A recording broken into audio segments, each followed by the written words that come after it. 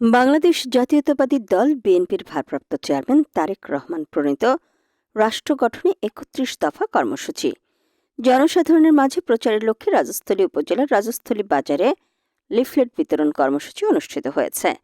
৯ December সকালে রাজস্থলী বাজারের সাপ্তাহিক হাটে আগত সাধারণ মানুষের মাঝে এই লিফলেট বিতরণে প্রধান অতিথি হিসেবে উপস্থিত ছিলেন বাংলাদেশ জাতীয়তাবাদী দল বিএনপি মনোনীত ২৯৯ নম্বর রাঙ্গামাটি সংসদীয় আসনের প্রার্থী দীপেন দাওয়ান।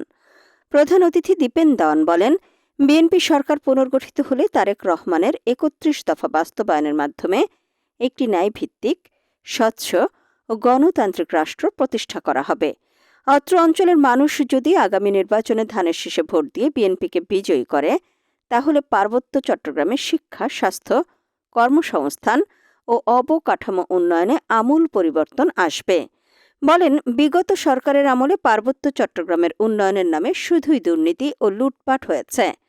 পাহাড়ের মানুষ বঞ্চিত থেকেছে মৌলিক অধিকার থেকে। বিএনপি সরকার ক্ষমতায় এলে এই অবহেলিত অঞ্চলের প্রকৃত উন্নয়ন নিশ্চিত করা হবে। কর্ণফুলী নদীর ওপর সেতু নির্মাণ করা হবে।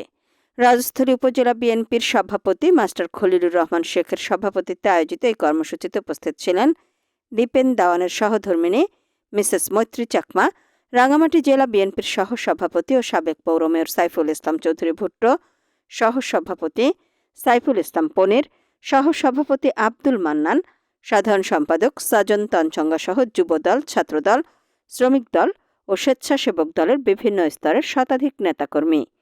কর্মসূচি শেষে দীপেন দাওয়ান সাধারণ মানুষের সঙ্গে কুশল বিনিময় করেন এবং স্থানীয় দোকানপাট ও হাটের ব্যবসায়ীদের সঙ্গে সংক্ষিপ্ত মত বিনিময় করেন।